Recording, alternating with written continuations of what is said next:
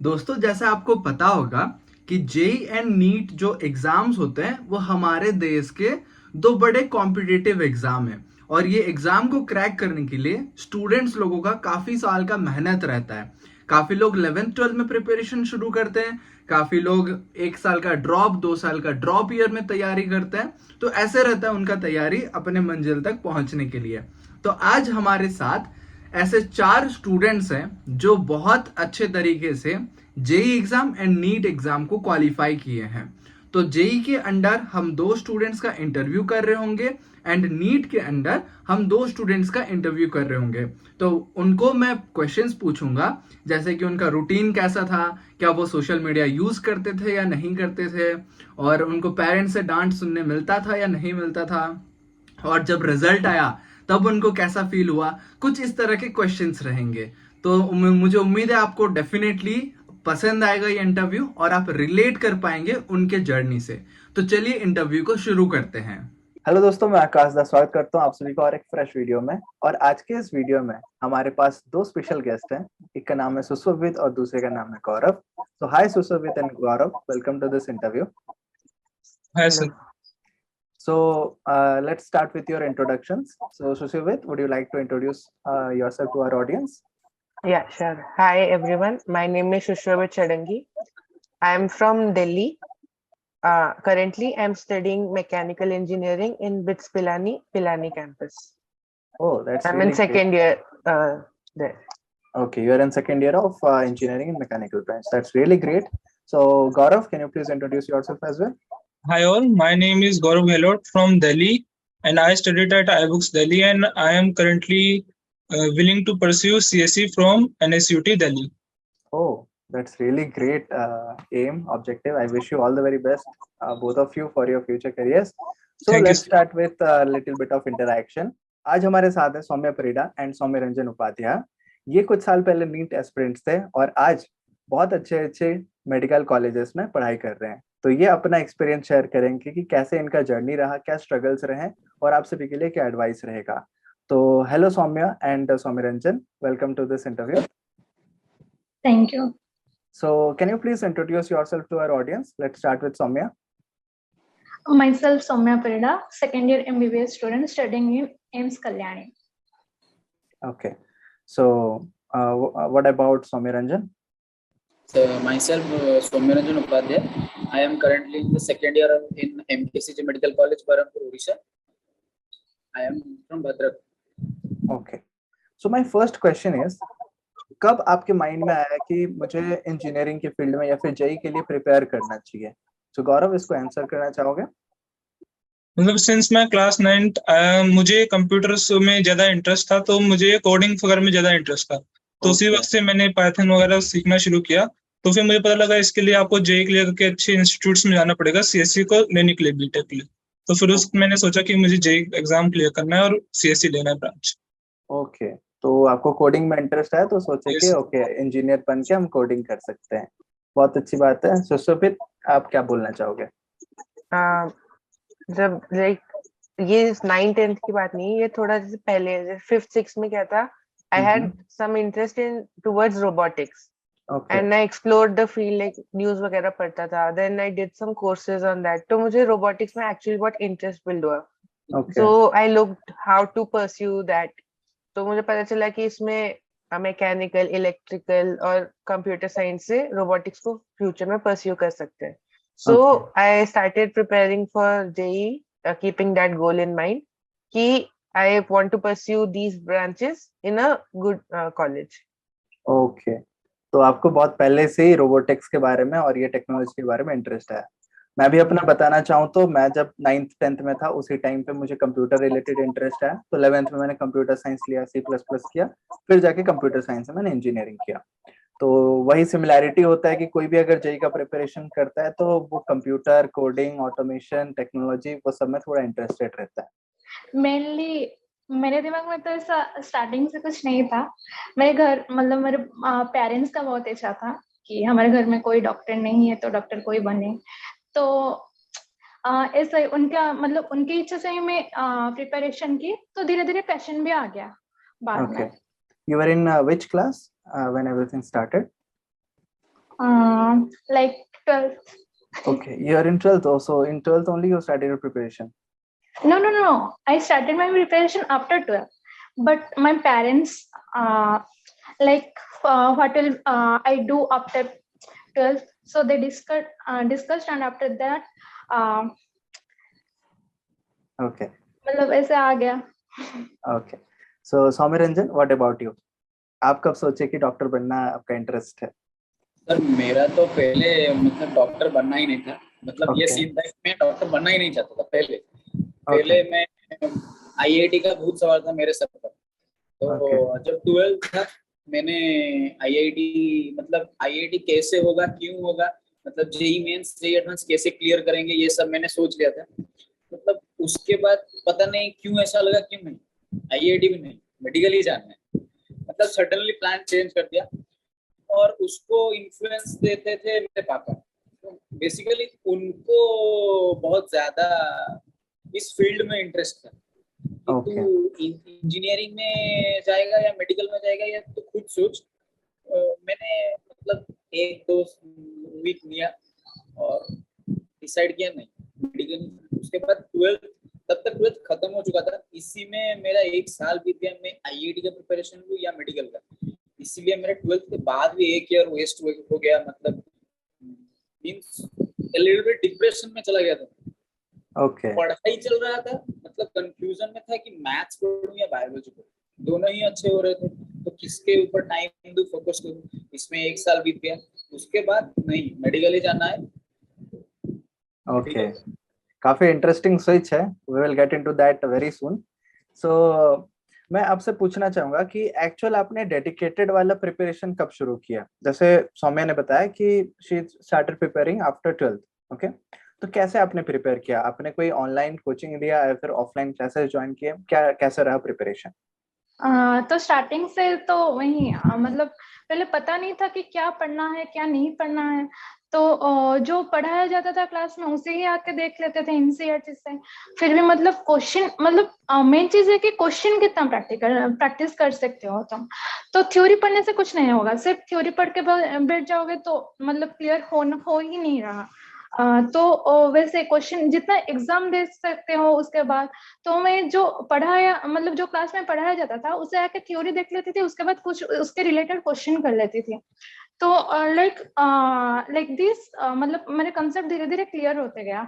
तो वैसे मतलब मेरा जो पहला वाला ड्रॉप था उसमें तो मैं ज्यादा थ्योरी में फोकस की थी, तो इसलिए उतना प्रैक्टिस नहीं था, तो एग्जाम में क्रैक भी नहीं कर पाई। तो सेकंड साल में मैं क्या जितना हो सका मेरे से मैं उतना एग्जाम देते चली गई। ऑनलाइन एग्जाम ऑफलाइन एग्जाम मतलब आईबुक्स में ऑफलाइन एग्जाम का बहुत अच्छा था, मतलब वो रेगुलरली करवाते थे एक डेली टेस्ट, और मतलब जो वीकली करवाते थे वो वाला मतलब क्वेश्चन बहुत अच्छा आता था नीट पैटर्न के। उसके साथ मतलब बाकी जो नीट का एक ऐप था, मैं भूल गई उस ऐप का नाम, ठीक है, तो वहीं से भी मैं एग्जाम देती थी। तो जहाँ पे भी गलती होता था उसके रिलेटेड कंसेप्ट देख लेती थी। वैसे ही मतलब धीरे धीरे कंसेप्ट क्लियर होता भी गया और लास्ट में नीट हो गया। ओके, सो कांग्रेचुलेशन। और आपने बहुत अच्छे से एक्सप्लेन किया कि कैसा आपका जर्नी रहा, क्या प्रिपेयर किया। सो अल्टीमेटली मैं ये बता सकता हूँ कि आपने टेस्ट पे ज्यादा फोकस किया, you focus on as much questions you solved, okay. So Saumyaranjan, what about you? Sir Saumya ने जैसे बोला, मतलब एग्जाम पैटर्न एक बहुत बड़ा प्लस पॉइंट है मतलब आईबुक्स में।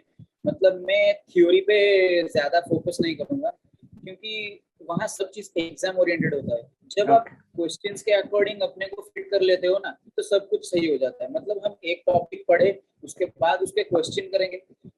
तो आई बुक्स में क्या होता था ना, मतलब क्वेश्चंस इतने नीट के ओरिएंटेड होते हैं, आपको ऐसा लगता है जैसे 70 to 75% are exactly the same, not exactly the same, but उसके अकॉर्डिंग होता है, मतलब कंसेप्ट सेम होता है। तो उसके एग्जाम जो होते थे, मतलब all India Sunday test AITS होते थे, AIST, then weekly test, then monthly test होता था, डेली टेस्ट होता था। उसका संडे टेस्ट इतना अच्छा था, मतलब मैंने कंटिन्यूअसली 3 साल एग्जाम दिया, प्रिपरेशन लिया था मैंने, एग्जाम पे सिर्फ फोकस किया था। मतलब मुझे ऐसा लगा कि नीट क्वेश्चंस जो है मतलब exactly not the same, but 90% questions are based on the same concept according to the iBooks questions. मतलब ओके, ऐसा सो जैसे बोला जाता है कि iBooks is known for its examinations, कितना ज्यादा वो लोग एग्जाम कंडक्ट करते हैं, questions are the best. Questions are the best. Okay, तो 70% अगर मैच हो रहा है, इट मींस कि वो आपके अंदर ऑटोमेटिक कॉन्फिडेंस क्रिएट कर लेता है। आप अगर अपने 30% नहीं दोगे, मतलब इंस्टीट्यूशन आपको बना के दे रहा है क्वेश्चंस, तो आपने उन सबको क्लियर कर लिया, उसके उस कंसेप्ट पे और क्या क्या क्वेश्चंस बन सकता है ये आपको दिमाग लगाने, बस इतना सा लगा दिया तो अपने को 30% ही एफर्ट देना, मतलब Okay. अगर मैं कंपेयर करूँ। ओके, जेई फोकस्ड प्रिपरेशन मैं बोलूँ तो 11 से स्टार्ट की थी, बट जैसे उसका जो बेस था कि बेसिक्स क्लियर करना, fundamental to keep the fundamentals clear and all, that started from I guess 9th and 10th only. Okay, fundamentals आप बहुत पहले से शुरू कर लिए थे और जेई फोकस्ड आप 11th में किए। ओके, गौरव का क्या टेक है इसमें? और इन माय केस सर वो भी सेम था, मैंने भी 11th मिड में शुरू किया था जेई स्पेसिफिक प्रिपरेशन, और जो पहले बेसिक्स मतलब माइंड में था कि हाँ ये करना है और बेसिक्स क्लियर होना चाहिए उसके लिए। तो आपने 11th 12th में ही शुरू किया प्रिपरेशन? Yes sir. ओके, सो आप सभी का first attempt just immediately after 12th completion था, मतलब जब आप फर्स्ट अटेम्प्ट दिए थे? सौम्य का भी सेम था? हाँ, ओके, तो आपने 2 बार अटेम्प्ट दिया या 3 बार? हाँ, 2 साल ड्रॉप करके थर्ड अटेम्प्ट में आपका हो गया। ओके, हाँ, और सौम्य रंजन का क्या है? जस्ट 12th कंप्लीट करके 1 साल ड्रॉप, फिर उसके अच्छा थर्ड अटेम्प्ट में हो गया। तो 2 बार आप रिजल्ट देख चुके होंगे कि ओके रिजल्ट आ रहा है, क्लियर नहीं हो रहा है। तो मैं थोड़ा सा जानना चाहूंगा, जिस दिन रिजल्ट आया इन योर फाइनल अटेम्प्ट, उस दिन आपका एक्सप्रेशन और माहौल कैसा रहा? तो सबसे पहले सौम्य रंजन से शुरू करते हैं, can you please sir explain? मैंने तो मतलब अपने थर्ड अटेम्प्ट में जब एग्जाम दिया, एग्जाम से निकला, कॉन्फिडेंस था कि एग्जाम बहुत अच्छा गया, कॉन्फिडेंस था।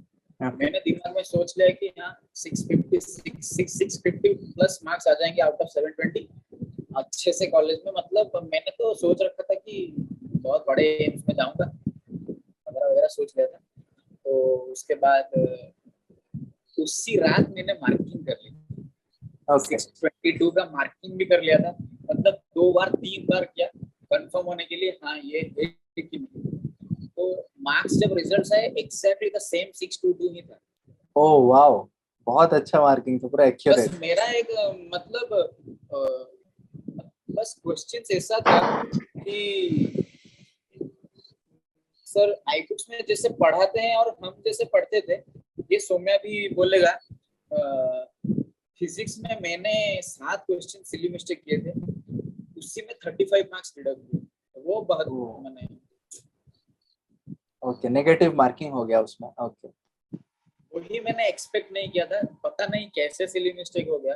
ओके, वरना फिर और अच्छा रैंक आ जाता। इतना सिली मिस्टेक होने के बाद भी कितने मार्क्स आए। Okay, so Saumya what about you? Result के दिन आपका कैसा माहौल था? एक्चुअली जिस दिन एग्जाम था, मेरा सेंटर मेरे घर से 200 किलोमीटर के आसपास दूर में था। तो मतलब मेरा क्या है ना, रास्ते में मेरा मोशन सिकनेस है, तो मेरा रास्ते में वॉमिटिंग हुआ था बहुत बहुत बार, ऐसे वीक भी हो गई थी। तो मेरे साथ मेरे पेरेंट्स भी थे, तो मेरी मम्मा डर गई थी कि क्या होगी इसका, मतलब क्या करेगी जाके एग्जाम में, ऐसे तो कुछ खा ही नहीं है, वॉमिटिंग भी इतने बार हो गया है। तो एग्जाम दी, उसके बाद मतलब वहीं पे जाके जब एंट्री की एग्जाम हॉल में वहीं पे जाके सो गई थी, तब एग्जाम स्टार्ट होने के बाद उठ के एग्जाम दे के आ गई।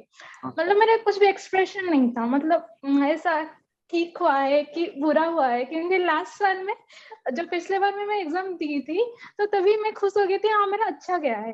फिर आके कैलकुलेट की थी कि मेरा कम आ रहा था, तो इसलिए मैं इस बार कुछ भी मतलब ज्यादा एक्साइटेड भी नहीं थी। तो रात में आई, मतलब बहुत टाइम लग गया घर में पहुंचते, तो रात 10 बजे ऐसे मार्क मतलब जो आ जाता है ना इंस्टीट्यूशनल जो आंसर की। हाँ, तो वहीं से मैं मार्किंग कर ली, तो मेरा 635 ही आ रहा था। तो मैं मम्मा को बोली, मैं बिलीव नहीं कर पाई, क्योंकि उससे पहले कभी मतलब इतना 600 प्लस जाना मतलब बहुत बड़ा बात था, मतलब लास्ट ईयर। तो वैसे मामा बोले कि फिर से काउंट कर। तो काउंट कर ली। मेरा फिजिक्स पोर्शन स्ट्रांग था, पर मेरा यहीं पे क्या हुआ था ना, फिजिक्स का क्वेश्चन ज्यादा इजी आ गया था और उसमें मेरा सिली मिस्टेक बहुत सारा हो गया था, मतलब लाइक पॉइंट में। तो और बायो में मेरा उतना स्ट्रांग नहीं था, पर फिर भी मेरा कितना 35 आया था आउट ऑफ 360।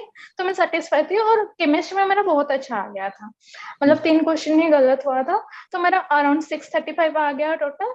तो उसके बाद मतलब क्या रिजल्ट जिस दिन निकला उस दिन उतना ही मार्क आ गया। तो उसके बाद काउंसलिंग, मतलब जब मैं अप्लाई की कॉलेज के लिए, बस मतलब ऐसी भी तो फर्स्ट चांस में हो गया था। तो उसके बाद बस ऐसा था कि मैं ऑल इंडिया काउंसिल में भी डाली थी। तो मेरा था कि कोई एम्स मिल जाए, मेरे पापा का बहुत इच्छा था एम्स मिलेंगे। तो फास्ट मतलब एम्स कल्याणी डाली थी। भुवनेश्वर तो होगा नहीं इतना मार्क में, तो एम्स कल्याणी डाली थी। वो फर्स्ट राउंड में नहीं आया था, सेकेंड राउंड में आ गया था। तो उस टाइम ज्यादा मुझे खुशी हुआ था। ओके, तो काफी अच्छा लगा सुन के आप दोनों का एक्सपीरियंस जिस दिन रिजल्ट आया था, क्योंकि ये बात होता है कि 2 बार एग्जाम दे चुके हैं, दोनों बार क्वालिफाई, मतलब उतना अच्छा रिजल्ट नहीं आया हमारे एक्सपेक्टेशन के हिसाब से। तो तीसरी बार दे रहे हैं, क्या होगा क्या नहीं होगा, पिछले 2 बार का बर्डन रहता है, पेरेंट्स का एक्सपेक्टेशन रहता है, और आपका प्रिपरेशन हार्डवर्क भी ऑब्वियसली बहुत अच्छा रहा होगा जिस वजह से आपका रिजल्ट मिला। तो प्रिपरेशन कैसे किया? आपको पता चला कि हाँ बहुत सारे तरीके होते हैं, आपने कौन सा प्रेफर किया, ऑनलाइन टीचिंग या ऑफलाइन कोचिंग? मैंने ऑफलाइन कोचिंग प्रेफर किया आई बुक्स दिल्ली से, ओके क्योंकि वहाँ के टीचर्स वगैरह बहुत अच्छे थे और वो बहुत इंटरेक्टिव थे और हर चीज में हेल्प करते थे। ओके, तो सुशोभित कैसे आप प्रिपेयर किए? जब मैं 11th में आया था, then there was not much of online coaching then. So I Okay. joined in offline coaching in one of the institutes which I had heard about, which Okay. offered good services and all. So in 12th जब COVID hit हुआ, उससे पहले भी थोड़ा online platforms का चल रहा था, but I did some things from online, से YouTube videos या अनअकैडमी videos देख ली, but I did not prefer it that much क्यों ना उसमें ज्यादा interactive नहीं हो पाता था. Okay. So I always prefer the offline mode or the more interactive part, I would say, not just the offline part, because COVID के वक्त जब online ही चल रहा था, तब institute ने जो measures लिए थे, that kept it interactive and kept the classes going. So I found that interesting as well. Oh, that's really great. तो आप बोल रहे हो कि इंटरेक्शन बहुत जरूरी होता है जब भी हम पढ़ाई करते हैं, और मैं भी मानता हूँ, मैं काफी सारे बच्चों को पढ़ाता हूँ, मैं हमेशा बोलता हूँ कि जो एजुकेशन है, टीचिंग है, that is way two way interaction. अगर एक 1-वे बस रहेगा कि हाँ टीचर बताते जा रहे हैं, तो वहां से आपको कुछ बेनिफिट नहीं होगा, बट 2-वे इंटरेक्शन होगा। स्टूडेंट्स भी कुछ क्वेश्चन पूछ रहे हैं, फिर कोई डाउट हो रहा है पूछ रहे हैं, टीचर्स उसको आंसर कर रहे हैं, तब जाके दोनों का डाउट क्लियर होता है और एक कोऑपरेशन बैठता है। ठीक है, तो अगला सवाल मैं पूछना चाहूंगा कि जब आप प्रिपेयर कर रहे थे उस टाइम पे क्या आपके फेलियर्स थे या फिर क्या आपके स्ट्रगल्स थे? क्या ऐसा मोमेंट आया था कि यार बहुत हो गया, अभी मैं और प्रिपेयर नहीं करूंगा, अभी मैं छोड़ देता हूँ प्रिपरेशन? क्या ऐसा मोमेंट आया था? तो सौम्य रंजन, क्या इसको आंसर करना चाहोगे? एक दिन ऐसा लगा, मतलब एक रात ऐसा लगा था जब मैंने दूसरे अटेम्प्ट को दिया था। दूसरे अटेम्प्ट एग्जाम के बाद उसी रात में जब एग्जाम दिया था, क्वेश्चंस इतने हार्ड भी नहीं थे, प्रिपरेशन इतना टफ भी नहीं था, पर कहीं ना कहीं लगा यार इतना पढ़ के फिर भी सिली मिस्टेक्स हो रहा है तो छोड़ देते हैं, नहीं होगा। फिर सोचे कि नहीं, इसी में आए हैं तो इसी में जिंदगी बनानी पड़ेगी, तो फिर से शुरू कर दिया। पर जिन्होंने भी एमबीबीएस क्लियर किए, मतलब नीट क्रैक किए, उन सबको पूछोगे तो कभी ना कभी उनको एक ना एक दिन तो मतलब डिप्रेशन में गए, एक ना एक, जो मतलब फर्स्ट अटेम्प्ट में क्लियर नहीं किए। तो मेरा तो ये सीन था। उसके बाद मैंने खुद को कंट्रोल कर लिया, नहीं जाना है तो सिर्फ मेडिकल लाइन में ही जाना है। थर्ड अटेम्प्ट, सेकेंड अटेम्प्ट में नहीं हुआ तो क्या हुआ, तो नेक्स्ट अटेम्प्ट में जरूर करेंगे। तो नेक्स्ट अटेम्प्ट में जब हो गया तो और कोई सीन नहीं था, जो डिप्रेशन, एंजाइटी सब कुछ चले गए। ओके, मैं समझ सकता हूँ आपका स्ट्रगल कितना रहा होगा। जो इंसान सोच रहा था कि मैं मेडिकल फील्ड में जाना ही नहीं है, वो कम्प्लीटली स्विच होके 1 साल ड्रॉप लेके फिर सोचना है कि हाँ मेडिकल ही करना है, तो काफी स्ट्रॉन्ग आपका बिलीफ सिस्टम रहा होगा। सो सौम्या, व्हाट अबाउट यू? आपको कभी ऐसा लगा, क्या स्ट्रगल्स रहे आपके? ऐसे तो डिप्रेशन बहुत बार आया है, पर मैं छोड़ने के बारे में कभी नहीं सोची हूँ कि लाइक हाँ मतलब मार्क कम आते थे, वैसे मेरा मोस्टली बायोलॉजी में ही कम आते थे, जो कि मतलब मेन पार्ट होता था नीट का। तो लाइक मैं एनसीईआरटी से पढ़ती नहीं हूँ, मैं खुद को पूछती हूँ मैं एनसीईआरटी से पढ़ती नहीं हूँ क्या।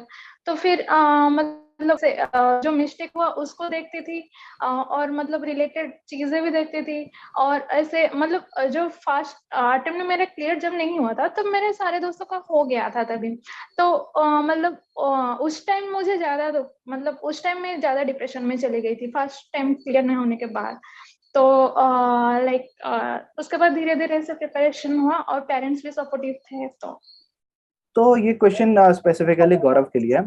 तो how you came to know about I books? सबसे पहले आपको कहाँ से आप इसके बारे में सुने, और फिर एडमिशन प्रोसेस उसको थोड़ा सा बताना चाहोगे कि कब आपने एडमिशन लिया और कैसे इसके बारे में सबसे पहले सुने?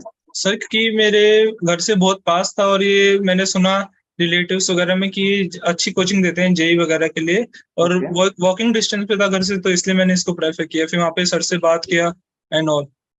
ओके, मतलब घर से पास में था और रिलेटिव्स ने इसके बारे में बोल रखा था, ठीक है। तो अगला सवाल मैं पूछना चाहूंगा, ये जर्नी आपका जो 2 साल का, आप दोनों के लिए 2 साल का जर्नी रहा 11th 12th का, तो क्या आपने ड्रॉप किया दोनों ने, या ड्रॉप किसी ने नहीं किया? No sir. ओके, किसी ने ड्रॉप नहीं किया, बहुत अच्छी बात है। तो आपने जो ये 2 साल का प्रिपरेशन किया, ये प्रिपरेशन के ड्यूरेशन में आपको क्या डाउनफॉल्स या फिर ऐसे मोमेंट्स लगे कि यार मैं गिव अप कर लेता हूँ? आपके फेलियर्स क्या रहे, आप जो अपने जूनियर्स को बताना चाहोगे? मैंने अपने 12th में जब मॉक्स देना स्टार्ट किया, जब हम्म। मेरी हाफ प्रिपरेशन हो चुकी थी, क्योंकि मैंने सोचा मॉक्स देंगे जब भी पता चलेगा कि कितना हमारा किसमें कम हो रहा है और किसमें ज्यादा मार्क्स आ सकते हैं। तो जब ओके। मैंने मॉक्स दिए तो मेरे स्टार्टिंग में कम मार्क्स आते थे, क्योंकि मेरा फुली प्रिपेयर्ड कोर्स पूरा नहीं था कोर्स। तो ओके। मैं वही क्वेश्चन करता था जो मुझे आते थे, और उसमें भी गलत हो जाते थे। तो फिर मेरे को लगता था कि ये तो नहीं हो पा रहा है मुझसे। लेकिन फिर यहाँ पे आई बुक्स में जो टीचर्स थे, स्पेशली नितिन सर, उन्होंने मेरी बहुत हेल्प की और बोला कि ऐसे नहीं, आप एग्जामिन करो कि कहाँ कहाँ गलतियां हो रही है और उसको ठीक करो और अगले में उसको इम्प्लीमेंट करो। फिर मैंने वही सब किया, और फिर धीरे धीरे ग्रेजुअली परफॉर्मेंस इंक्रीज हुई। जैसे पहले 30 आते थे, फिर उसके बाद 50, फिर 100, फिर 150 प्लस जाने लगा इसको धीरे धीरे। ओके, तो मतलब मेंटर का बहुत जरूरत होता है जब हम थोड़ा फेलियर को फेस करते हैं। तो क्या आपको लगा था इसी बीच कि मैं गिव अप कर लेता हूँ, अभी यार प्रिपरेशन मेरे से नहीं होगा, बहुत कोशिश कर रहा हूँ बट हो नहीं रहा है, रिजल्ट नहीं आ रहा बीच में लगा था कि जब मेरे कंसिस्टेंटली 30 मार्क्स 50 मार्क्स से ऊपर ही नहीं जा रहे थे, है? लेकिन फिर सर ने, मेंटर थे, उन्होंने बहुत सपोर्ट किया, उन्होंने मोटिवेट किया, तो उसके बाद थोड़ा नहीं हुआ कि नहीं मैं कर सकता हूँ कुछ। ओके, और पेरेंट्स का इसी क्या रिएक्शन था जब आप मतलब ये डिफिकल्टी फेस कर रहे थे? क्या आपने पेरेंट्स से शेयर किया ये बातें? हाँ, पेरेंट्स भी बहुत सपोर्टिव थे, क्योंकि मैं हमेशा उनसे डिस्कस करता था सारी चीज। और फिर मम्मी ज्यादा सपोर्टिव थी, क्योंकि वो टॉपिक चेंज करके बातें कर लेती थी मुझसे फिर उसी में, और वो भी ओके। मोटिवेट करती थी मुझको बहुत। ओ, मतलब पेरेंट्स एंड मेंटर सपोर्ट दोनों रहेगा तो हम्म, हम ये डिफिकल्टीज को ओवरकम कर पाएंगे। यस। तो सुशोभित, आपका क्या फेलियर्स रहा, क्या डिफिकल्टीज आपने फेस किया? हाँ जब भी 2 साल में मॉक टेस्ट तो एक, जैसे गौरव ने बोला, वो होता है। बट एक और होता है जब, जैसे मेरे वक्त मल्टीपल एग्जाम्स हुए थे जेई वगैरह के।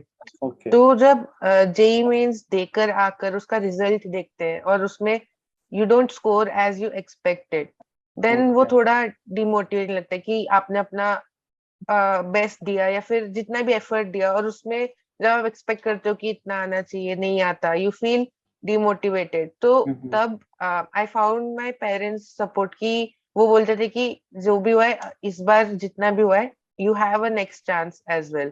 तो उसमें बहुत सपोर्ट मिला मुझे। ओके। And okay. हाँ।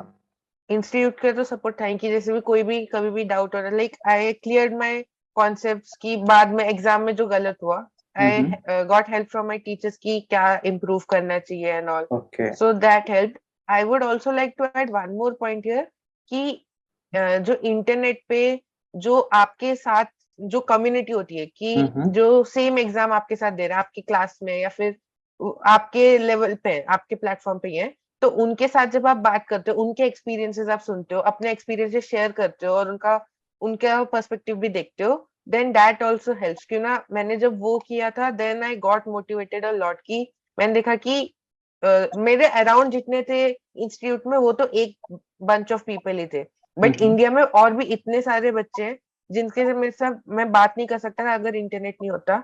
And when I shared that experience with them, मुझे पता चला कि मैं अकेला नहीं हूँ, and that motivated me. Oh, that's really a good point. तो मैं अगर समराइज करूँ दोनों का आंसर, एक अच्छे मेंटर का बहुत जरूरत है, जो कि गौरव को कोचिंग से मिल गया, मेंटर, और पेरेंट सपोर्ट, दोनों की तरफ से पेरेंट सपोर्ट था। और साथ में एक नया चीज सुशोभित ने ऐड किया कि कम्युनिटी, मतलब अकेला फील नहीं होगा। अगर फेलियर फेस कर रहे हो तो आप अकेले फील नहीं हो रहे। ऑल ओवर इंडिया जो बच्चे प्रिपेयर कर रहे हैं, सबका फेलियर स्टेजेस आता है। जब आप उनसे इंटरेक्ट करते हो तो आपको अकेला फील नहीं होता कि आप भी उन्हीं में से हो जो प्रिपेयर कर रहे हो। And this is part of the process. क्या दोनों एग्री करोगे कि फेल होना Yes. बहुत जरूरी है? क्योंकि फेल Yes, नहीं होगे तो आप सीखोगे नहीं कि क्या गलती होता है, क्या आप कॉन्सेप्ट क्लियर करते हैं। Very nice. तो आई होप ये टिप्स जो है जूनियर्स को काम में आएगा। अब मैं पूछना चाहूंगा कि जिस दिन रिजल्ट आया था, उस दिन आपका क्या एक्सप्रेशन था, क्या कैसा लगा था जब रिजल्ट देखे थे? गौरव, आपसे शुरू करते हैं। मैं तो पहले देखता रह गया था कि मतलब इतना अच्छा रिजल्ट गया, क्योंकि मैंने एक्सेप्ट नहीं किया था कि मेरे इतने आएंगे। मैंने उस समय 95 96 आएंगे, लेकिन जब देखा 97% आए थे उसमें, तो मेरे को बहुत अच्छा लगा और खुशी हुआ कि हाँ, जितनी मैंने 2 साल में की वो अब अच्छे से काम आई मुझे, और अब ओके, मैं अपना ब्रांच परस्यू कर सकता हूँ। तो ये पहला अटेम्प्ट था आपका? पहली बार जो फर्स्ट एग्जाम दिए वो फर्स्ट Yes, sir. अटेम्प्ट ही था? ओके, तो एक्सपेक्टेशन कितना था आपका? अराउंड 95 था एक्सपेक्टेशन प्रिपरेशन के हिसाब से? हाँ, 90 प्लस था एक्सेप्टेशन में, 95 96। ओके, 95 96 था, 97 आ गया है ना? ओके, आपका कैसा रहा सुशोभित जब जिस जब दिन रिजल्ट आया था? जो फाइनल रिजल्ट के बारे में मैं बोलना चाहूंगा, जो जे एडवांस का रिजल्ट था, हम्म, तो उससे पहले कि ये जो डिमोटिवेशन फेज हो गया मेरा, जस्ट वो डाउनफॉल आया था, और फिर मैं मोटिवेट होके पढ़ा था जे एडवांस के लिए। तो ओके, जो एक्सपेक्टेशन थी मेरी, वो थोड़ी कम थी कि मेरा इतना अच्छा नहीं गया होगा या फिर पता नहीं क्या हुआ होगा एग्जाम में। बट जो एग्जाम में मैं जैसे भी देकर आया था, आई फेल्ट हैप्पी कि चलो मैंने अच्छा दिया है। When I came okay, back and check the result, मेरे आंखों से आंसू आ गए। मेरे पेरेंट्स साइड में ही थे, so like I hug them, and कि बस जितना एक्सपेक्ट किया था उससे बहुत अच्छा परफॉर्मेंस हुआ था। एंड मुझे बस बहुत खुशी हुई कि it was like an end to में 2 इयर्स प्रिपरेशन की। सारा अभी ये लास्ट एग्जाम था और इसका रिजल्ट, मैं खुश हूँ उस रिजल्ट के साथ, तो उसमें बहुत हैप्पीनेस वाला मोमेंट था। ओके, मतलब सारी जो मेहनत आपने की थी वो रंग लाई फाइनली दोनों के लिए। बहुत अच्छी बात है। ये जो मेमोरीज को रिकॉल हम लाइफ टाइम जितने बार भी रिकॉल कर रहे होंगे, अभी राइट नाउ भी आप लोग जैसे रिकॉल कर पा रहे हो उस दिन का मेमोरी, जिस दिन रिजल्ट आया था, तो आपको सोच के अच्छा लग रहा है और ये लाइफ टाइम मेमोरी बन जाता है दोनों के लिए। सो बहुत अच्छी बात है, ये सुन के अच्छा लगा। सो इसका मेरा अगला सवाल वही था कि आपके पूरे जर्नी में किन किन से आप इंस्पिरेशन लिए, कौन आपके सपोर्टिंग फिगर्स रहे पूरे थ्रू ऑफ द जर्नी? तो सौम्या, आप बताओ। मेरे मम्मा ही है, मतलब मेरे मम्मी।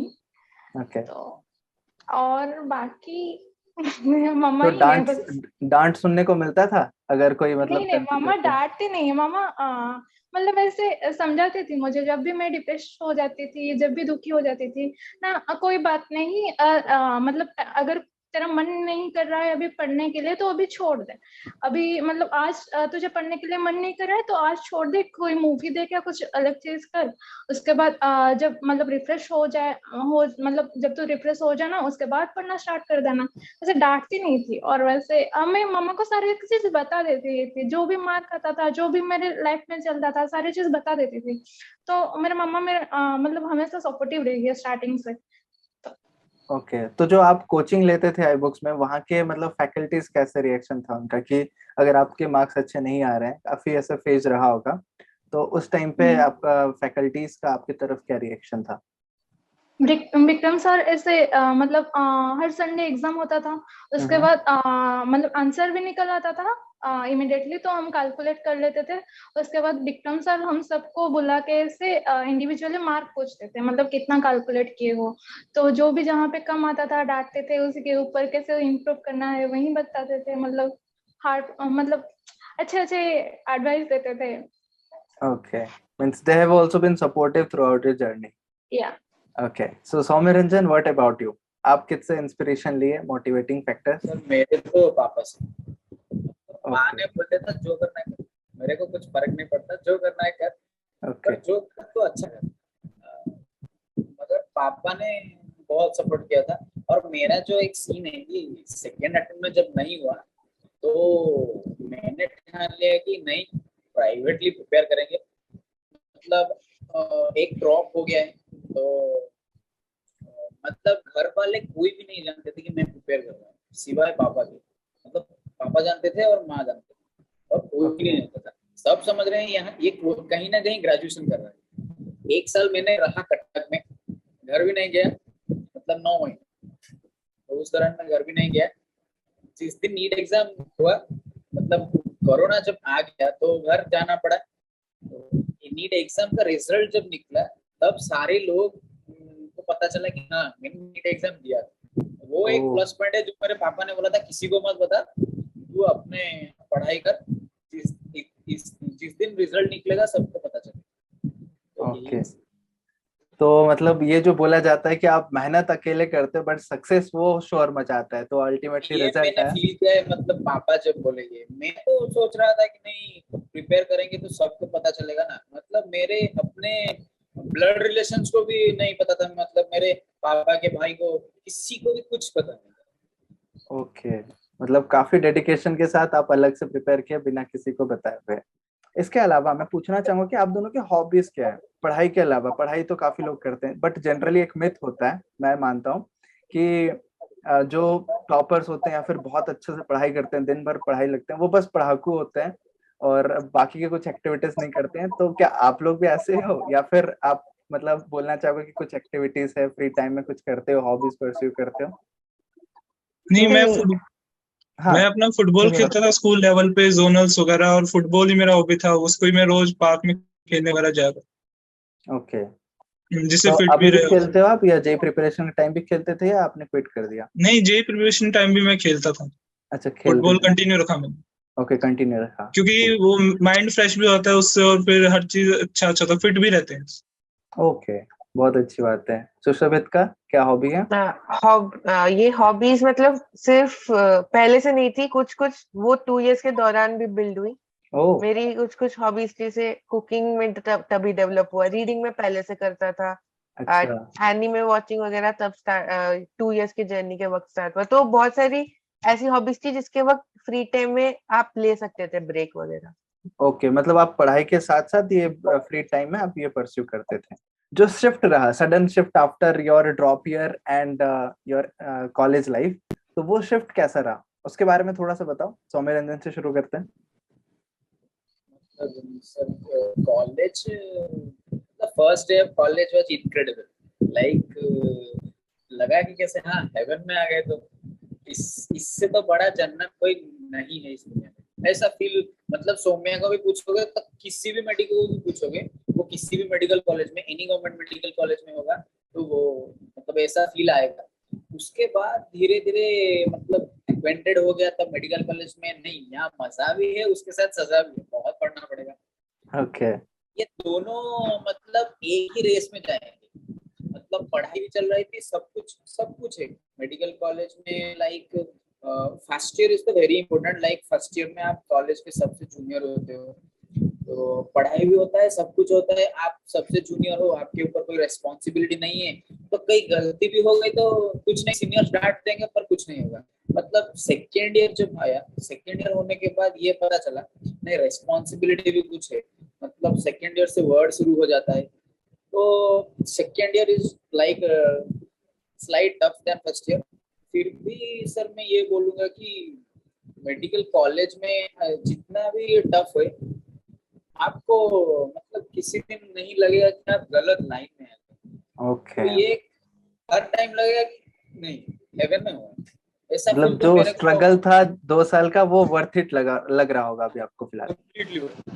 मतलब लाइफ लॉन्ग और कुछ चाहिए ही नहीं, वो ऐसा। Okay, so what about you Saumya? आपको कैसा वो सडन शिफ्ट महसूस हुआ? वहीं सडन एक नया जगह आ गए और इतना अच्छा कॉलेज, इतना अच्छा कॉमन कैंपस, हॉस्टल भी अच्छा है। फिर मतलब धीरे धीरे क्लास भी स्टार्ट हुआ। और फर्स्ट ईयर में सबसे ज्यादा इंटरेस्टिंग मुझे लगा था डाइसेक्शन हॉल। डाइसेक्शन हॉल में मतलब काडावर देखना, और मतलब हम जो चीज में पढ़ते थे बुक में उसको डायरेक्टली देखना, छूना और खुद डाइसेक्शन करना, वो वाला चीज एक हो गया। और जो भी फंक्शन वगैरह होता था, मतलब पढ़ाई के साथ साथ एंजॉयमेंट भी चल रहा है यहाँ पे। लाइक हमारा आज से सेमेस्टर स्टार्ट हो गया है, पर 2 दिन पहले जो हमारा जन्माष्टमी का था ना, तो जन्माष्टमी के लिए यहाँ पे फंक्शन भी हुआ था, और इंडिपेंडेंस डे का सेलिब्रेशन भी हुआ था। मतलब दोनों बैलेंस ही चल रहा है, मतलब एंजॉय को एंजॉय भी करना है और यहाँ पे पढ़ाई को पढ़ाई भी करना है। तो ओके अच्छा लग रहा है। मतलब प्रिपरेशन के टाइम में एंजॉयमेंट उतना नहीं था, और यहाँ पे फ्रेंड सर्कल वगैरह और मतलब घूमने जाना ये सब भी है।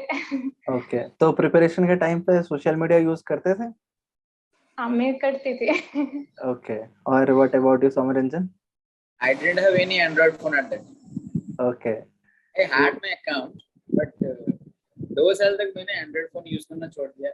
ओके, जिस दिन नीट का रिजल्ट निकला उसी दिन रात में मैंने फोन ऑर्डर किया। Oh wow. काफी सही चीज है ये तो सोशल मीडिया से आप लोग दूर थे। तो यहाँ पे एक सवाल आता है काफी स्टूडेंट्स का कि सर हम लोग बहुत कुछ पढ़ाई करते हैं, जैसे जेई के प्रिपरेशन में पीसीएम पढ़ते हैं, हम फिजिक्स केमिस्ट्री मैथमेटिक्स पढ़ते हैं, बोर्ड का भी प्रेशर रहता है, साथ में कोचिंग भी हम लोग जाते हैं और एंट्रेंस के लिए प्रिपेयर करते हैं। तो सुशोभित, आपका टाइम मैनेजमेंट कैसा था? कैसे आप टाइम करते थे? कितने बजे उठते थे, कितने बजे सोते थे, या फिर पेरेंट्स आपको डांटते थे कि यार तू बहुत लेट करता है उठने में और जल्दी सोता क्यों नहीं, टाइम से उठता क्यों नहीं? क्या आपको भी ये डिफिकल्टीज हुआ है, या फिर आप कैसे टाइम मैनेज करते थे अपने टाइम पे? नहीं, वो स्लीप साइकिल सबका अलग अलग होता है। सो मेरा पर्सनली था कि रात मतलब मल्टीपल स्लीप साइकिल्स मैंने देखे अपने जर्नी के वक्त। एक टाइम था जब मैं 3 बजे सोता था और आई वोक अप एट 8, ऐसा था एक फेज। जब ऑनलाइन चल रहा था कोविड के वक्त, मेरा था कि मैं 10-11 ओ क्लॉक सो जाता था और 4 बजे उठता था। तो मैंने सब एक्सपीरियंस किया है कि सारे टाइप के स्लीप साइकिल्स हो सकते हैं। जैसा भी हो, वो प्रिपरेशन टाइम आपका कम नहीं होता, बिकॉज स्लीप मोस्टली 6-7 आवर्स की रहती थी। कोचिंग और स्कूल मेरा एक ही साथ हो जाता था, बिकॉज वो फुल टाइम वाला सीन था मेरा। सो इट टुक, जो नॉर्मल स्कूल टाइमिंग्स होती थी 7-8 आवर्स, उसमें वो हो जाता था। बाकी टाइम सेल्फ प्रिपरेशन के लिए होता था। सो डेली का जैसे 5-6 आवर्स होता था, और जब एग्जाम्स पास आते थे तो it increase to 10-12 hours as well. Okay, मतलब वो फ्लक्चुएट थे, आप पूरा फ्लेक्सिबल थे कि मैं कोई फिक्स्ड रूटीन में नहीं रहूंगा, जब जैसा सिचुएशन है उस हिसाब से मैं फिक्स्ड रूटीन मतलब एक प्लान माइंड में था कि ये ऐसे ऐसे टाइम में करना है। मेरा एक अलग स्केड्यूल था कि मैं क्या करता था, एक वीक स्केड्यूल फॉलो करता था। जैसे फॉर एग्जांपल एक वीक में आपके पास जितने भी घंटे हो, उसमें से आपने सारी अपनी एक्टिविटीज को, स्लीप, खाना पीना, जो भी एक्टिविटी है और जो फ्री टाइम लेना है, जो पढ़ाई करनी है, सबको एक आवर्स दे दिया आपने कि एटलीस्ट मेरा गोल है कि इतने आवर्स का मेरा रखना है ये सब। जैसे जैसे अगर मैंने मंडे वीक में 7 दिन में से पहले 2 दिन में अपना सारा फ्री टाइम यूज कर लिया, या फिर मेजोरिटी यूज कर लिया, तो फिर मैं बाकी के वीक में ज्यादा फ्री टाइम नहीं लूंगा और वो कॉम्पेंसेट करूंगा विद स्टडीज। ऐसा था मेरा। अच्छा, मतलब आप कॉम्पेंसेट के रोल पे काम करते थे कि हाँ मैं अगर काम कर लिया तो खुद को रिवार्ड रेशियो जो होता है उस हिसाब से करते थे। Okay, very good. तो गौरव, आपका क्या रूटीन था? कैसा आप शेड्यूल मेंटेन करते थे टाइम को? मेरा भी फिक्स नहीं था। मैं भी बस गोल बनाता था कि अपना कि आज केमिस्ट्री में मुझे प्रिपेयर करना है तो करना है, मैथ्स में करना है और फिजिक्स में करना है तो करना है। वो जब तक नहीं होता था मैं वो करके नहीं करता, वो जब तक नहीं होता मैं सोता होता नहीं था, वो करके फिर ही मैं कुछ और अपना वो काम करता था उसके। ओके, मतलब ये बहुत बड़ा मिथ होता है कि जो प्रिपेयर करते हैं बहुत टॉप भी आते हैं तो वो दूसरे एक्टिविटीज भी करते हैं, ऐसा नहीं कि कंप्लीटली बस पढ़ाई करते हैं। और फ्लेक्सिबल रहता है पूरा, एकदम पढ़ाकू जैसा 10 घंटे 12 घंटे एक बार पढ़ रहे हैं ऐसा नहीं होता है। आप जब फ्री टाइम में बाकी दूसरी चीजें भी करते हो। सोशल मीडिया यूज करते थे? अच्छा, दोनों ओनली व्हाट्सएप है ना? Okay, only WhatsApp. Only WhatsApp. Okay, तो अभी यूज करते हो अभी रिजल्ट आने के बाद? हाँ, अब तो करते हो, ठीक है। तो पेरेंट्स से डांट सुनना पड़ता था रूटीन की वजह से या फिर प्रिपरेशन की वजह से? कभी ऐसा हुआ है? ऑनेस्टली बताना, सच बात बताना। रात को पढ़ती थी, लेट तक सोता है, वो करता है। मैं क्योंकि 1 to 2 बज जाते थे रात के मुझको पढ़ते हुए, कि मेरे को ये था कि मुझे अपना ये गोल कंप्लीट करना है तो करना है। तो वो मैं कंप्लीट करके सोता था। फिर सुबह लेट उठता था तो फिर डांट पड़ती थी मुझको उसके ऊपर। ओके, और रिजल्ट आने के बाद वो सब डांट अभी याद आती है? हाँ हाँ, अभी याद आती है कि अब कोई कुछ बोलता ही नहीं। अब कोई कुछ बोलता नहीं क्योंकि रिजल्ट फाइनली बहुत अच्छा है, आपके फेवर में है। और सुशोभित को डांट पड़ती थी? हाँ मतलब यही था कि जल्दी सो जाया कर, या फिर जो भी एक पैटर्न फॉलो करा कर, वो सब जो जनरली नैगिंग रहती है छोटी मोटी वही थी, कोई ऐसा मेजर नहीं था। ओके, क्योंकि आप अपने तरफ से कोई डिस्ट्रैक्शन ऐसा रखे नहीं थे कि हाँ सोशल मीडिया यूज कर रहा हूँ या फिर कुछ ऐसे बाहर घूमने चले जा रहा हूँ। ओके, तो हॉबीज क्या क्या थे उस टाइम पे आपके? फिलहाल क्या क्या उस टाइम पे क्या थे हॉबीज? मेरा तो तभी मैं ड्राइंग अच्छा बना लेती हूँ, तो ड्राइंग मतलब खाली टाइम में बैठ के ड्राइंग बनाती थी।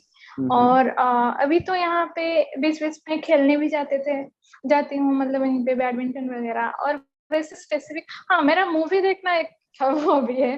मतलब जो भी नया वेब सीरीज आता है या जो भी आता है मैं तुरंत ही देख लेती हूँ। पर आज रिलीज हुआ ना हाउस ऑफ द ड्रैगन, हाँ तो हाँ। वो सेमेस्टर की वजह से मैं नहीं देख पा रही हूँ अभी। ओके एग्जाम के बाद देखूंगी। ओके, तो जो प्रिपेयर कर रहे थे उस टाइम पे भी आप, ये मूवी एडिक्शन था उस टाइम पे भी? हाँ हाँ, वो मेरा है। मतलब जब भी मुझे अच्छा नहीं लगता है मैं देख लेती हूँ। मम्मा भी पता है, मम्मा को, मतलब मेरे मम्मा को भी पता है कि हाँ, मुझे जब भी पढ़ाई का मन नहीं करता था मैं ये मूवी देख लेती हूँ। Okay, so it is kind of a balance between your co-curricular activities and हाँ your studies. Okay, हाँ so हाँ। सौम्य ऐसा रंजन का मेरा क्या? कभी हाँ हाँ ऐसा मेरा बोलिए। कभी नहीं हुआ कि मूवी की वजह से मेरा पढ़ाई हम पर हो। मतलब जब भी मुझे पढ़ाई का मन नहीं करता तभी मैं मूवी देखती थी। ओके, सौम्य रंजन का क्या हॉबी था?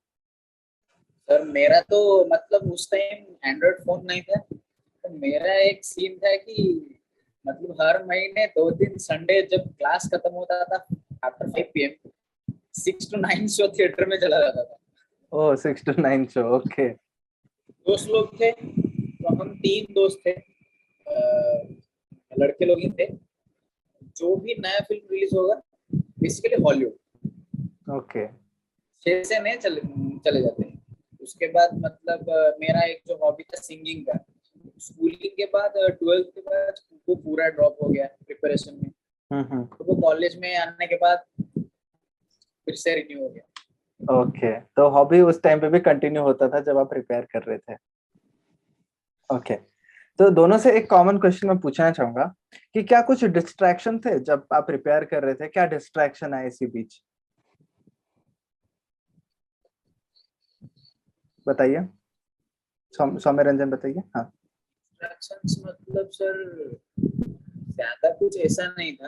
मतलब मेरा जो था कि मैंने अपना फील्ड खुद चेंज किया था ना, तो मेरा 1 साल भी मतलब जैसे कहते हैं बर्बाद हो गया था। तो यही सिर्फ एक डिस्ट्रैक्शन था कि मतलब पढ़ाई तो होती थी, जैसे संडे टेस्ट में रिजल्ट भी आते थे, कहीं कहीं दिमाग में चल रहा था कि अगर इस साल नहीं हुआ तो क्या करोगे, इससे ज्यादा तो ड्रॉप नहीं भी ले सकते हो। यही एक सिर्फ डिस्ट्रैक्शन था, और उसके अलावा ओके, सौम्य के लिए क्या था कुछ मेरे डिस्ट्रैक्शन? फर्स्ट ईयर ड्रॉप में क्या हुआ था ना, मेरे नानी चली गई थी, मतलब। ओह। तो वो थोड़ा, वो भी नीट के आसपास। और उसके अलावा मुझे मतलब मेरा तबीयत भी खराब हो गया था। तो मतलब ऐसे बाहर वाला डिस्ट्रक्शन कुछ नहीं था, मतलब मेरी खुद की वजह से कुछ नहीं था। मतलब खुद की और खुद के आसपास के लोगों की बस से, बस नेचुरल कॉज से दो थे, बस। ओके, वही थोड़ा सा माइंड डिस्टर्ब हो गया होगा उस टाइम पे। हाँ हाँ। और सेकंड टाइम में सब कुछ सही था। तो डिस्ट्रैक्शन की थोड़ा बात करते हैं। कुछ डिस्ट्रैक्शन आया था ऐसे ये बीच में, ये जो प्रिपरेशन के टाइम पे कोई दूसरा डिस्ट्रैक्शन हो, या फिर प्रिपरेशन क्विट करने के बाद तो जस्ट बिकॉज कि आपका क्वेश्चन सॉल्व नहीं हो रहे हैं, अच्छे मार्क्स नहीं आ रहे हैं, कुछ और डिस्ट्रैक्शन की नहीं यार जेई प्रिपेयर नहीं करते हैं, कुछ और अच्छा है इस फील्ड में अगर करियर बनाएंगे तो पैसा इसमें अच्छा है, कुछ ऐसा डिस्ट्रैक्शन हो गया या फिर कुछ आया हो तो वो शेयर करना चाहोगे? हाँ, मेरे टाइम पे हुआ था जब मेरे जेई में कम स्कोर आ रहा था बार बार मॉक्स वगैरह में, तो मैंने सोचा मुझसे जेई नहीं होगा। फिर मैंने बीच में मर्चेंट नेवी के बारे में सर्च करना शुरू कर दिया कि वो ओह। भी उसके रिलेटेड होता है।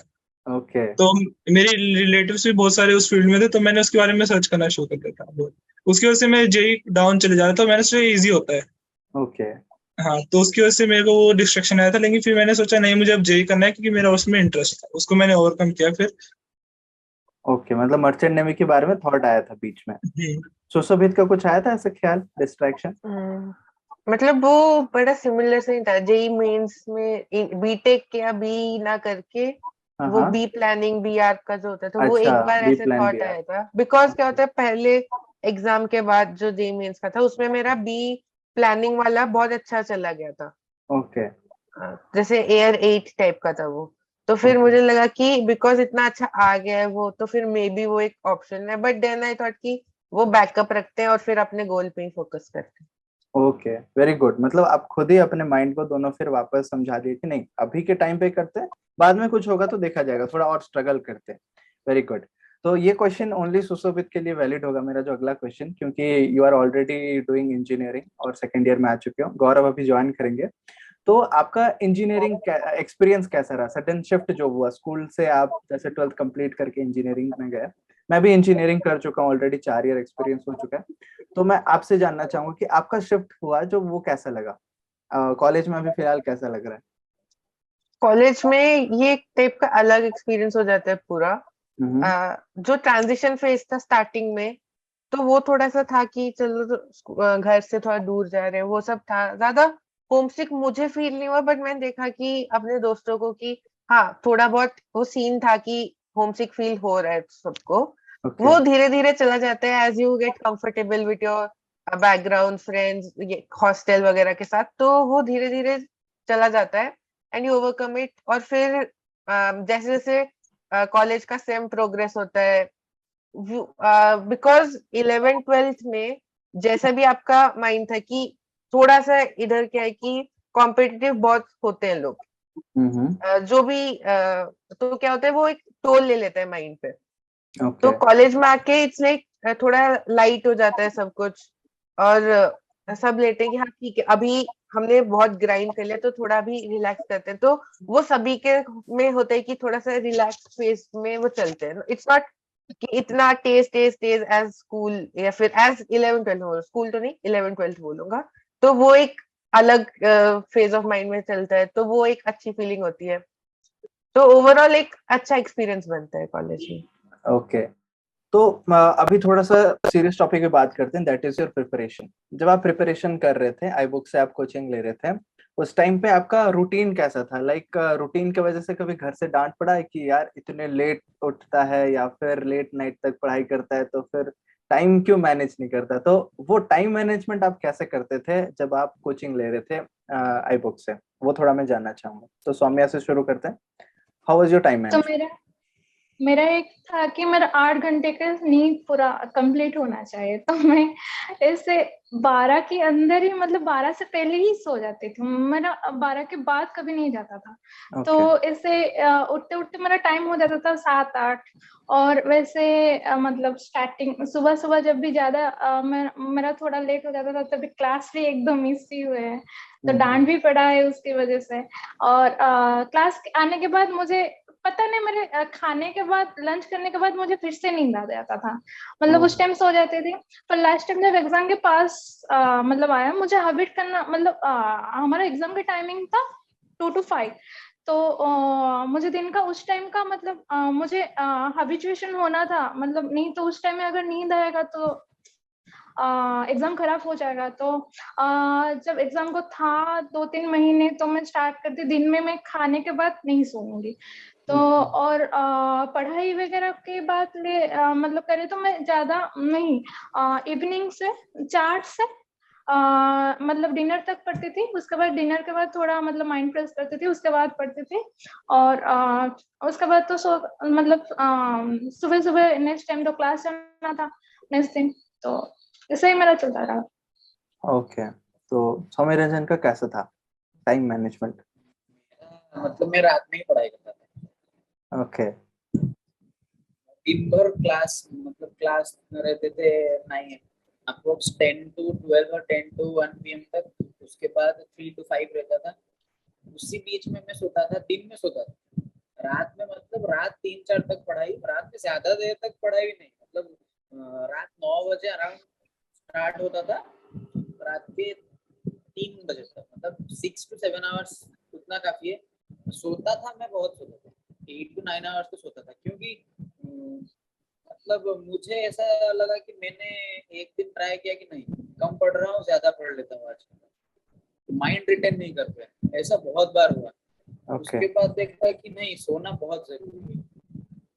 तो मेरा अभी तक भी वही हैबिट है, मतलब वो शुरू से मतलब मेरे साथ रहा है कि मैं रात में ही जो भी काम कर रहा हूँ। अभी मतलब हमारा जो गणेश पूजा है, MKCG में गणेश पूजा बहुत फेमस है, तो हमारे गणेश पूजा का काम मतलब 15 डेज पहले ही स्टार्ट हो गया था। तो अभी जो काम रात में ही, मतलब दिन रात दोनों काम कर रहे हैं, मतलब कि पर मैं रात में ही काम कर रहा हूँ, रात में ज्यादा कंफर्टेबल होता है, तो वो हैबिचुएशन मेरे साथ रह गया है। जो करना है करेंगे। नाइस। सो रात में आप पढ़ाई करते थे, फिर भी आपका रूटीन मेंटेन हो जाता था, क्लासेस एंड ऑल जाना। ओके। आगे का क्या सोचे हो, मतलब after you complete your graduation, क्या मास्टर्स के लिए सोचे हो या फिर कुछ सोचे नहीं हो, या फिर अगर कुछ सोचे हो तो उसके लिए क्या अभी से तैयारी शुरू कर लोगे या कर दिए हो, वो मैं जानना चाहूंगा। तो गौरव, आपका क्या प्रिपरेशन है, आगे क्या करना चाहते हो?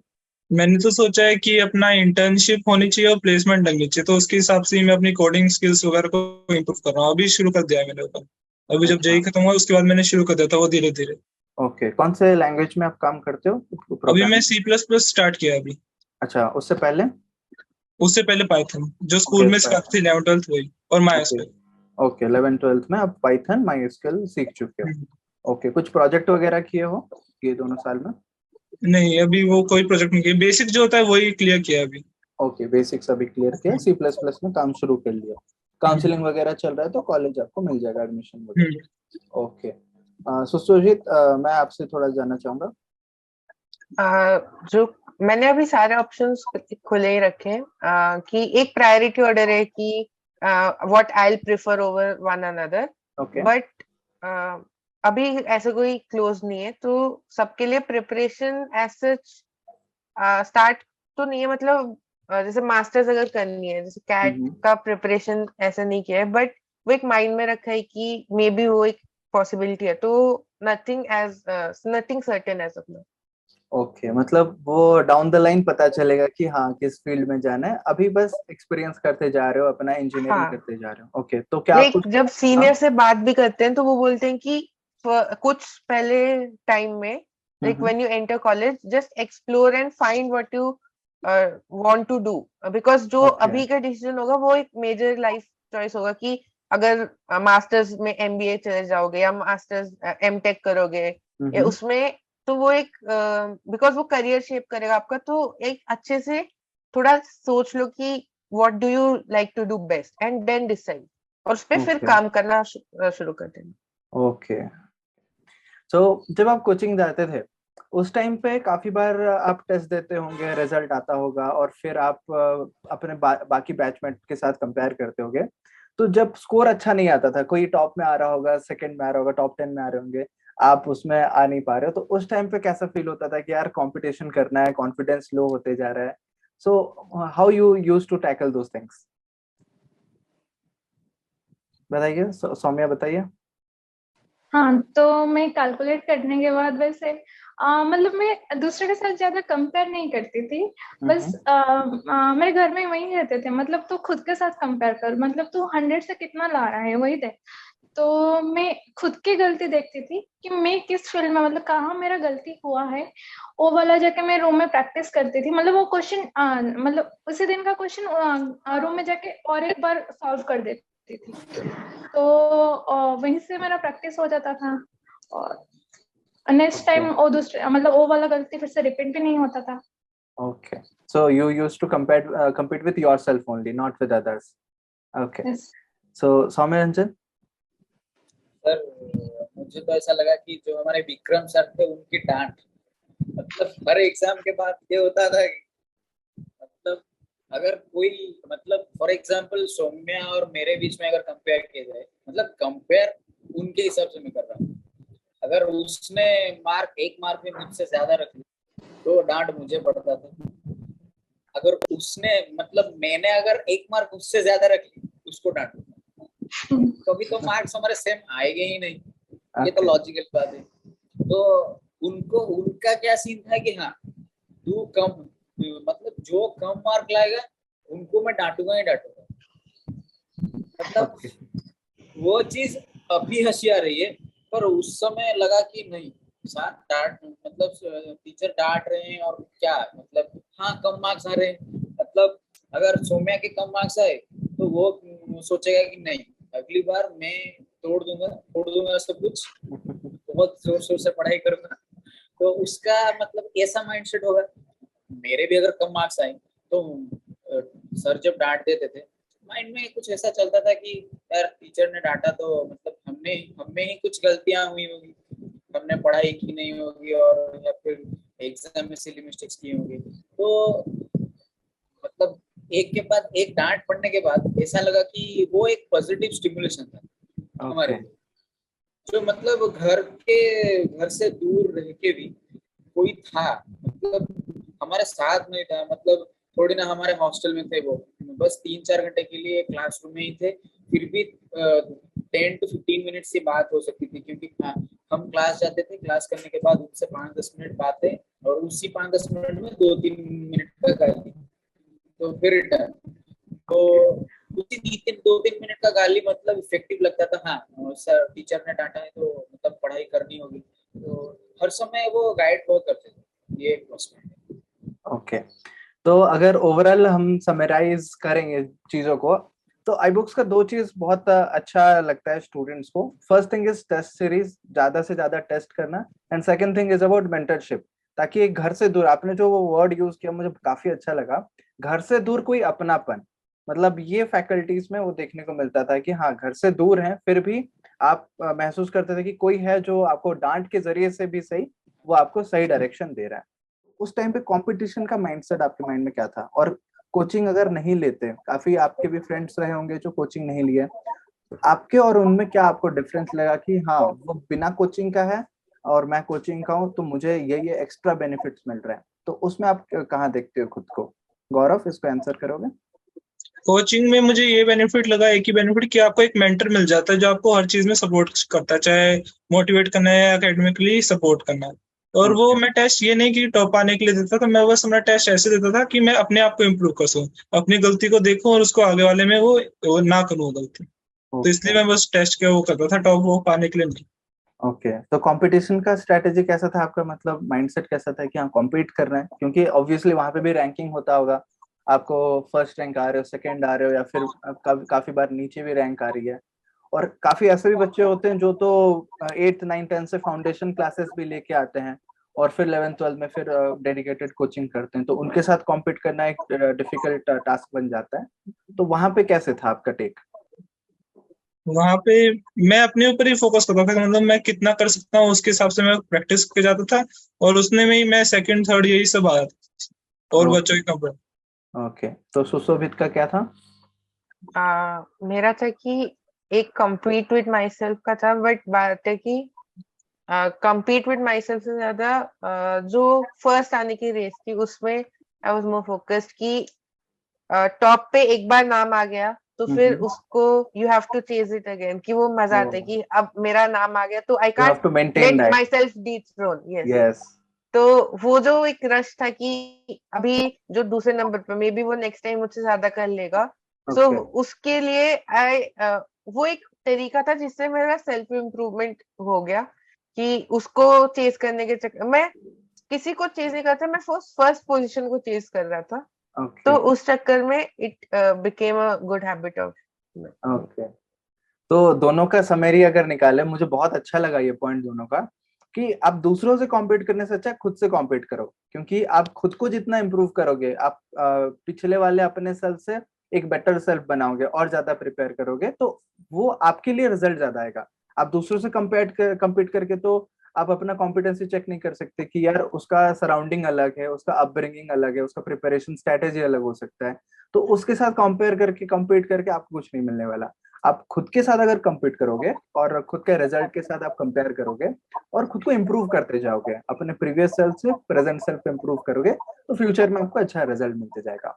बहुत अच्छा लगा आप दोनों से डिस्कशन करके, आप कंप्लीटली पूरा प्रैक्टिकल सॉल्यूशन बता रहे हो। मोबाइल फोन था आपके पास, पर्सनल मोबाइल फोन दोनों के पास? नहीं। अच्छा, गौरव के मेरे पास पास नहीं था। था। ओके। तो काफी अच्छा लगा आप दोनों से बात करके, और टुवर्ड्स द एंड मैं पूछना चाहूंगा कि आपके जूनियर्स के लिए क्या आप टिप्स देना चाहेंगे, क्या आप बोलना चाहेंगे जो अभी फिलहाल प्रिपेयर कर रहे हैं या ड्रॉप ईयर में है? So what tips you would like to give? So let's start with Saumya. तो इस लाइफ में बहुत सारे फेज आएगा जिस टाइम में लगेगा कि हाँ मैं गिव अप कर दूंगी, नहीं होगा मेरे से, डिप्रेशन ऐसा लगेगा।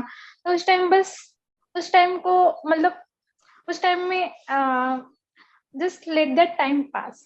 सो और प्रिपरेशन में मैं ज्यादा बोलूंगी कि थ्योरी जितना हो गया है पढ़ाई, बस उतना जितना हो सके क्वेश्चन वगैरह उतना प्रैक्टिस करते चलो। और क्या, बस। ओके, सो ज्यादा से ज्यादा क्वेश्चन प्रैक्टिस करके और मेंटल बैलेंस थोड़ा सा रखना पड़ेगा throughout the journey. Okay, so Saumya Ranjan, what's your sir suggestion? मैं एक बात बोलूंगा कि जैसे कि मेरा फिजिक्स में सिली मिस्टेक हो गया था, पर बायो में सर मेरा 355 था आउट ऑफ 360। एक ही क्वेश्चन मेरा मिस्टेक हुआ था। तो मेन प्लस पॉइंट होता है, मतलब आउट ऑफ 720 मार्क्स 50% का मार्क्स सिर्फ बायो से ही आता है। अगर उसको मैक्सिमाइज कर ले, मतलब जितना अपना एफर्ट दे सकते हैं मैक्सिमम मार्क्स उसमें स्कोर करना चाहिए। तो उसी में अगर ज्यादा मार्क्स लिए तो फिजिक्स या केमिस्ट्री में अगर सिली मिस्टेक हो भी गया तो वो मैनेज हो सकता है। मतलब मैं ये नहीं बोल रहा हूँ कि हाँ सिली मिस्टेक जरूर होगा। मैं तो मतलब एग्जाम क्वेश्चंस देख के ही सोचा था कि आउट ऑफ 180 क्वेश्चंस मिनिमम 165 या 170 क्वेश्चंस ठीक हो जाएंगे। केमिस्ट्री और एंड बायो में बहुत अच्छे मार्क्स आए जैसे कि मैंने आपको बताया। और फिजिक्स में मेरा सिली मिस्टेक हो गया। एक जो बात मैं बताना चाहूंगा कि बायो का जो सीन है, आई विल सजेस्ट कि students will stick to the NCERT book only.